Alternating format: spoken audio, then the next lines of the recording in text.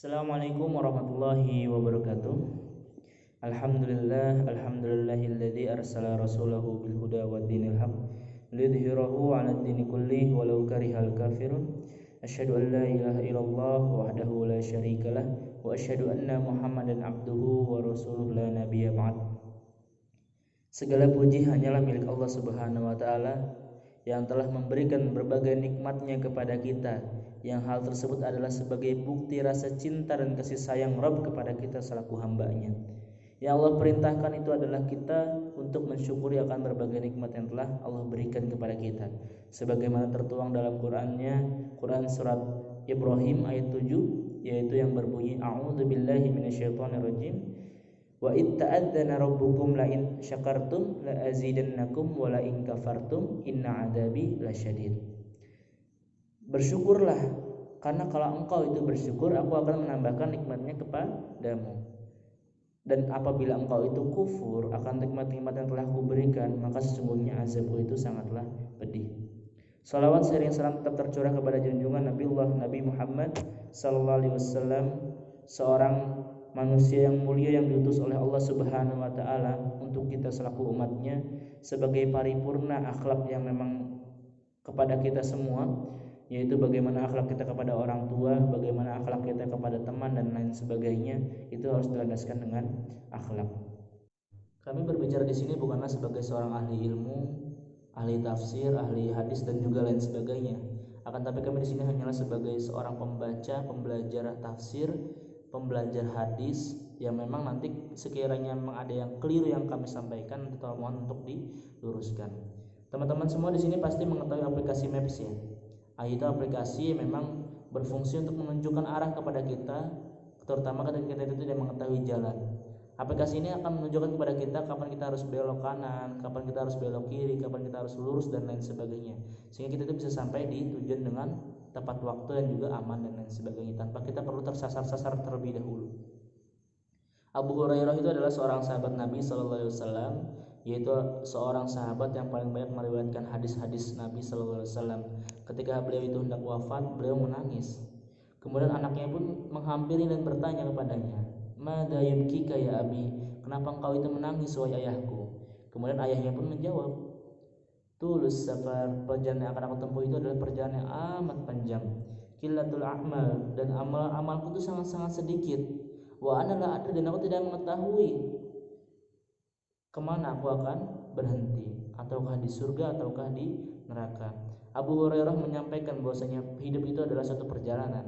Kita hidup di dunia ini itu adalah satu perjalanan yang amat singkat, dan kita membutuhkan petunjuk, dan kita membutuhkan petunjuk arah seperti halnya Maps tadi. Apa petunjuk arah tersebut? Petunjuk arahnya itu adalah Al-Quran, yang memang Allah telah turunkan kepada Nabi Muhammad untuk kita selaku umatnya. Al-Quran ini itu adalah yang telah diturunkan oleh Allah Subhanahu wa taala itu berfungsi untuk menunjukkan kita jalan kemana kita harus menempuhnya. Nah, tiap kata yang tertuang dalam Al-Quran itu mengandung berbagai makna cinta dan juga rasa kasih sayang dari Rabb-nya, dari Allah Subhanahu wa taala kepada kita semua. Terkecuali ayat yang memang ini sangat familiar kita dengar, terutama bagi para muslimin, para laki-laki muslim yang memang ketika yang memang diwajibkan oleh Allah Subhanahu wa taala untuk salat Jumat berjamaah, khatib selalu mengawali khutbahnya itu dengan ayat ini, yaitu adalah Quran surat Ali Imran ayat 102 yang berbunyi a'udzubillahi minasyaitonirrajim, bismillahirrahmanirrahim, ya ayyuhalladzina amanu taqullaha haqqa tuqatih wa la tamutunna illa wa antum muslimun. Yang artinya itu adalah, hai orang-orang yang beriman, bertakwalah kamu kepada Allah dengan sebenar-benarnya takwa, dan janganlah sekali-kali kamu itu mati melainkan dalam keadaan muslim. Nah, yang akan kami bahas di sini itu adalah sudut pandang pendidikan, bagaimana ayat ini dipandang dalam sudut pandang pendidikan ataupun disebut tafsir tarbawi.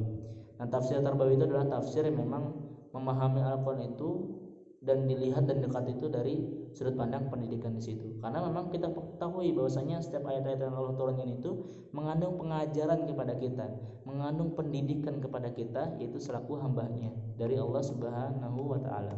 Nah, kalau misalnya kita melihat ayat itu, kita perlu pahami terlebih dahulu apa sih penyebab ayat itu turun, apa sih yang mengakibatkan Allah itu menurunkan ayat ini, dan di waktunya seperti apa dan lain sebagainya. Nah, hal tersebut kita perlu mempelajari asbabun nuzulnya.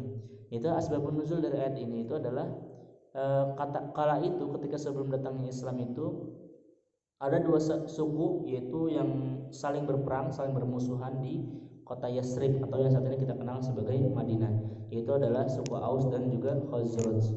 Nah, kemudian ketika Rasulullah SAW datang ke sana, ke Yasrib tadi itu, kemudian Rasulullah itu mendakwahkan Islam dan mempersaudarakan antara kedua suku tersebut. Dan akhirnya kedua suku tersebut setelah sekian lama saling memendam permusuhan dan lain sebagainya, sehingga akhirnya damai. Ketika itu ada seorang Yahudi, yaitu yang bernama Qais. Beliau itu tidak senang, dia itu tidak senang dengan keadaan yang ada di situ. Kemudian dia itu datang kepada kaum mereka itu, kemudian menggembor-gemborkan terkait dengan suatu perang yang memang dulu itu pernah terjadi, sehingga antara Aus dan Khazraj ini kembali muncul permusuhan tadi, saling membanggakan kaumnya. Dan ketika itu Rasulullah pun mengetahui hal tersebut dan kemudian menasihati orang-orang kala itu, yaitu yang sudah menjadi muslim. Dan akhirnya keduanya itu kembali untuk bertobat kepada Allah Subhanahu wa taala. Yang sesungguhnya ayat ini sebenarnya itu adalah lanjutannya, dan asbabun nuzul ini itu adalah Quran surat Ali Imran ayat 103 yang berbunyi wa'tasimu bihablillahi jami'an wa la tafarraqu, dan berpegang teguhlah kalian itu kepada tali agama Allah, dan janganlah kamu itu secara berjamaah, dan janganlah kamu itu berpecah belah.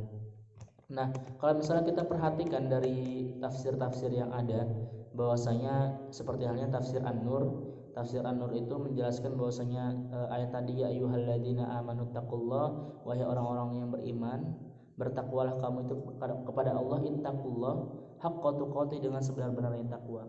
Dalam tafsir An-Nur ini menjelaskan bahwasanya diwajibkan bagi kita selaku muslim itu untuk menjalankan berbagai perintah dan juga menjauhi larangannya. Hal ini selaras dengan tafsir Ibnu Katsir yang menjelaskan bahwasanya kita tuh harus memperbanyak zikir, tidak lupa kepada akan yang telah Allah berikan kepada kita, syukur tadi gitu ya. Nah, itu hampir selaras. Nah, di sini lebih mendalam lagi dalam tafsir Al-Misbah, yaitu Quraisy Shihab selaku penulis buku ini itu mengatakan, menjelaskan kembali dalam Quran surat ini, yaitu ittaqu, yaitu berasal dari kata waqayaki wikoyatannya, itu yang berarti menghindar. Secara harfiah itu adalah berarti menghindar dari Allah. Nah, akan tapi apakah mungkin, apakah bisa kita itu menghindar dari Allah? Itu ada suatu hal yang mustahil gitu kan ya. Nah, sehingga ada kata yang memang di sini tidak disebutkan. Seperti halnya ketika saya menanyakan apa kabar gitu kan ya. Kemudian teman-teman di sini menjawab baik tanpa menyebutkan kabar baik. Nah, apa yang baik di situ? Kabarkah, finansialkah, atau lain sebagainya? Sehingga di situ ada kata yang memang tidak ada, akan tapi itu sudah mewakili dengan kata baik tersebut. Seperti dalam ayat ini juga sama. Apa yang menghindar dari Allah itu menghindar apa, dalam hal apa gitu kan ya. Sehingga di sini disebutkan bahwasanya kita menghindar dari Allah itu adalah menghindar dari murkanya Allah. Murkanya Allah di situ. Sehingga kita tidak boleh melakukan apa yang memang telah dilarang oleh Allah Subhanahu wa taala. Nah, kemudian haqqa tuqatih itu menunjukkan bahwasanya dengan sebenar-benarnya takwa tadi, dengan sebenar-benarnya takwa kita kepada Allah Subhanahu wa taala. Dengan cara apa? Dengan cara kita selalu mengingat kepada Allah, mengingat berbagai nikmat-nikmat yang Allah berikan kepada kita, mensyukurinya dan lain sebagainya. Sehingga itu dan ini ada yang menarik teman-teman sekalian. Jadi ketika kita diperintahkan untuk taat atas satu perintah tersebut, maka tadi kita diberikan kemudahan, karena setiap orang itu memiliki kemampuan yang berbeda-beda ya, sehingga Allah memberikan kemudahan kepada kita. Mastata'tum, ittaqullah mastata'tum, bertakwalah kamu kepada Allah mastata'tum, sesuai dengan kemampuan kamu. Ketika ada orang yang sholat, diperintahkan untuk sholat, dia itu tidak bisa berdiri, duduk. Itu tidak bisa berduduk, ya tiduran, terlentang dan lain sebagainya. Jadi mastata'tum, semampu kalian. Akan tapi ketika kita dilarang oleh Allah Subhanahu wa taala, tinggalkan. Tidak ada keringanan dan sebagainya, tinggalkan.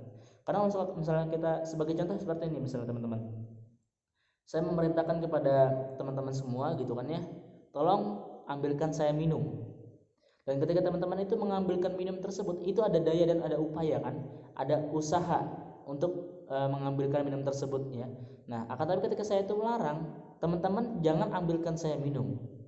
Teman-teman tidak ada yang perlu dilakukan, dan itu adalah satu hal yang mudah dalam artian kalau misalnya kita lihat dari contoh di sini gitu kan ya. Nah, jadi ketika Allah memerintahkan larangan itu adalah sesuatu hal yang mudah, karena kita tidak perlu melakukan apapun untuk melakukan hal tersebut gitu. Jadi kita tidak perlu melakukan, kita jangan minum khamr, ya udah kita nggak usah minum khamr, kita tidak perlu melakukan apapun gitu. Nah, akan tapi ketika kita perintah itu Allah memerintahkan kepada kita untuk mastata'tum, semampu kalian. Kemudian apa ayat selanjutnya, yaitu adalah wala tamutunna illa wa antum muslimun, dan janganlah kamu itu mati kecuali dalam keadaan muslim. Dalam artian apa? Kita itu harus istiqomah, jangan sampai kita itu keluar dari Islam, jangan sampai kita itu keluar dari Islam kemudian kita mati. Dalam artian kita harus istiqomah dalam Islam. Simpelnya gini, saya memberitahu kepada teman-teman sekalian, saya mau ke rumah nanti ya, tolong jangan kemana-mana, di rumah aja. Ketika teman-teman itu di rumah aja, kira-kira saya akan bisa ketemu sama teman-teman nggak? Pasti bisa. Akan tapi ketika saya itu bilang seperti itu, kemudian teman-teman itu keluar kemana dan lain sebagainya, saya tidak akan ketemu dengan teman-teman semua, karena ketika saya sampai di rumah, teman-teman itu tidak ada di rumah. Nah, jadi itu seperti itu. Jadi ketika ketika tadi diperintahkan wala tamutunna illa wa antum muslimun, dan jangan kamu itu mati kecuali dalam keadaan muslim, yaudah kamu tetap ada di Islam saja dengan menjalankan ibadah-ibadah juga yang perintah-perintah dari Allah Subhanahu wa taala. Nah, kemudian apa sih korelasi dari ayat-ayat ini, penjelasan-penjelasan ini dengan pendidikan di sini? Ya teman-teman sekalian, ketika kita itu belajar suatu ilmu, belajar suatu ilmu, belajar suatu apapun itu ya, itu harus dilandaskan dengan tadi tujuan kita itu apa, goal oriented ataupun orientasi terhadap tujuan. Kita belajar sekarang, kita menuntut ilmu sekarang, tujuan kita itu apa? Apakah ingin dipandang oleh orang kah? Apakah ingin menjadi kaya kah? Ataukah ingin tersohor kah? Ataukah ingin dan lain sebagainya gitu kan. Sehingga kita harus memperbaiki tujuan kita, goal oriented tadi. Apa yang kita harapkan dari kita menuntut ilmu di sini? Itu adalah kita mengharapkan ridha Allah Subhanahu wa taala. Dan tujuan dari pendidikan Islam itu adalah kita bisa memperbaiki ataupun memaksimalkan, menjadikan seseorang itu, dari ayat ini adalah menjadikan seseorang itu menjadi seorang insan yang bertakwa dan juga beriman kepada Allah Subhanahu wa taala. Jadi goal oriented, apa tujuan kita belajar saat ini? Apa tujuan kita mendengarkan tausiah saat ini gitu. Tujuan kita itu adalah untuk mengharapkan ridha Allah dan juga kita untuk menjadi manusia yang bertakwa dan juga beriman kepada Allah Subhanahu wa taala. Itu adalah tujuan dari suatu pendidikan. Kita saat ini sedang diuji dengan satu wabah, yaitu wabah yang mungkin semua orang itu dibuat takut, sehingga orang itu baik yang takut mati dan lain sebagainya. Dia menimbun makanan, dia menimbun barang-barang lain sebagainya, padahal orang lain pun membutuhkan, sehingga individualis di situ sangat-sangat tinggi. Apa pelajaran yang memang bisa kita dapatkan? Kita coba perlu perhatikan ketika ada wabah seperti ini, tujuan Allah itu apa? Apa yang ingin Allah sampaikan kepada kita? Tujuan ini adalah pendidikan kepada kita selaku hambanya. Ketika ada wabah seperti itu adalah sebagai bahan muhasabah bagi kita, pelajaran bagi kita. Tujuan Allah itu menjadikan wabah ini itu ada pada masa saat ini itu apa tujuannya? Seperti halnya gini, Allah itu menunjukkan ketika misalnya ya, ada anjing lepas liar, kemudian anjing tersebut menyerang orang-orang yang memang dijumpainya. Nah, ketika itu juga sehingga orang-orang takut dengan anjing tersebut, sehingga ketika keluar rumah itu membawa berbagai peralatan, misalnya kayu, bambu dan lain sebagainya, sekiranya memang diserang itu bisa untuk membela itu, untuk bisa memukul itu dan lain sebagainya gitu ya. Sehingga orang saking ketakutan sampai seperti itu. Padahal apa? Iya, ikhtiar itu perlu dan sangat-sangat perlu. Akan tapi yang kita perlukan apa? Kita hampiri orang yang memiliki anjing tersebut. Kita sampaikan, nih anjingnya lepas, tolong dikurung kembali dan lain sebagainya. Nah, itu sama halnya seperti halnya saat ini wabah yang sedang terjadi. Allah melepas wabah tersebut, wabah COVID-19 ini. Kita sampai khawatir usaha kita dengan kita menjaga diri, kita memakai masker kita dan lain sebagainya. Itu adalah usaha kita agar kita tidak terkena oleh virus tersebut.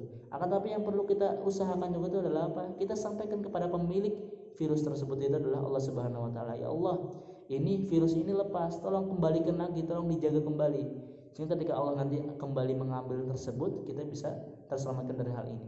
Dalam artian apa? Tujuan Allah dari mengirimnya penyakit ini itu adalah agar kita tuh senantiasa mengingat Allah Subhanahu wa taala.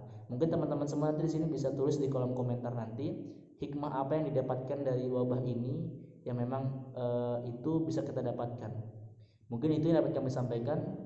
Jazakallahu khairan katsir wa billahi taufiq wal hidayah. Wassalamualaikum warahmatullahi wabarakatuh.